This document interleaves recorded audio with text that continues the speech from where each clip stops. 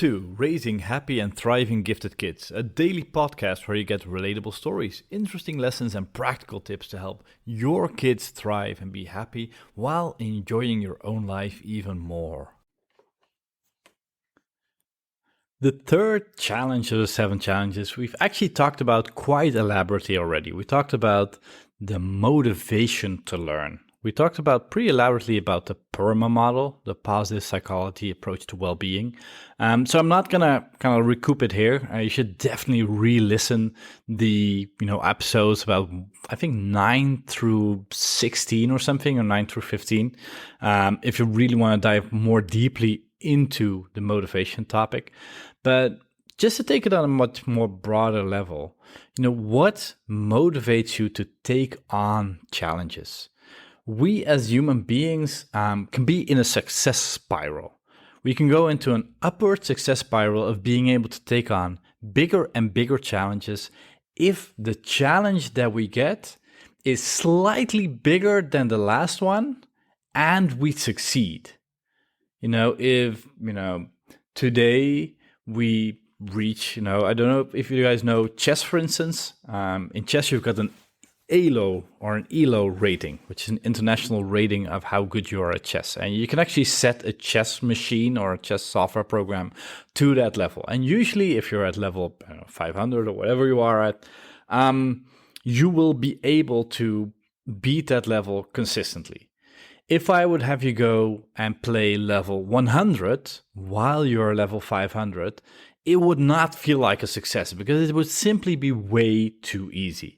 But if I would let you go from, level 500, ELO score 500 to score 1000, you would just be slaughtered.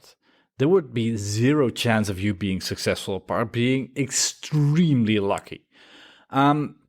So this shows you that, in order to improve, you have to have a challenge level that's slightly higher than the last one, but not too much. And if you do that, you will, go from level 500 to level 505, and then you will solidify at that new level. And then the next time you need to go to 510 and to 515 or maybe 520, or maybe you kind of like increase in speed. But that is what a success spiral is, going from small success to bigger success. Well, I don't know if you remember, I think it was episode 7 where I talked about the story of the cheetah, that if a cheetah gets consistently fed rabbits and then suddenly needs to hunt for a gazelle, like that jump to go from a rabbit to a gazelle is impossible to scale.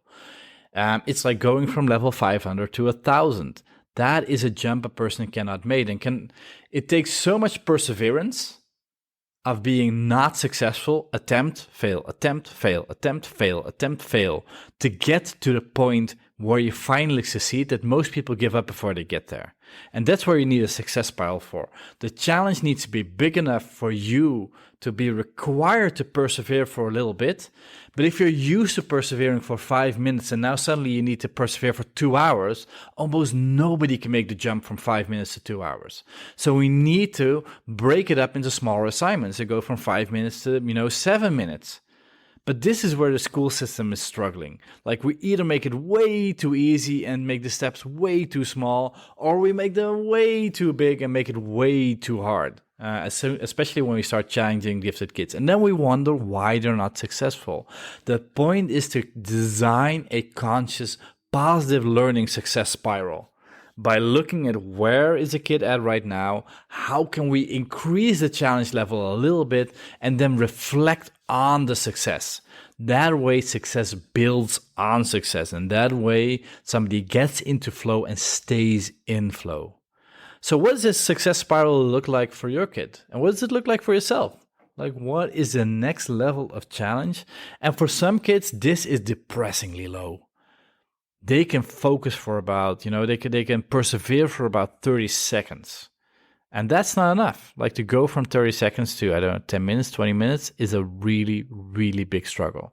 So, where's your kid at? Where are you at? And what can you take away from this? And how can you train your ability to deal with just a little bit more challenge? If you liked this episode of Raising Happy and Thriving Kids, don't forget to subscribe to the podcast in your favorite podcast software.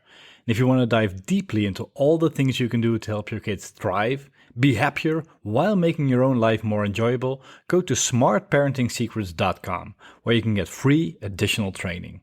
Hope you enjoyed this episode, and as always, bring out the best in yourself and each other.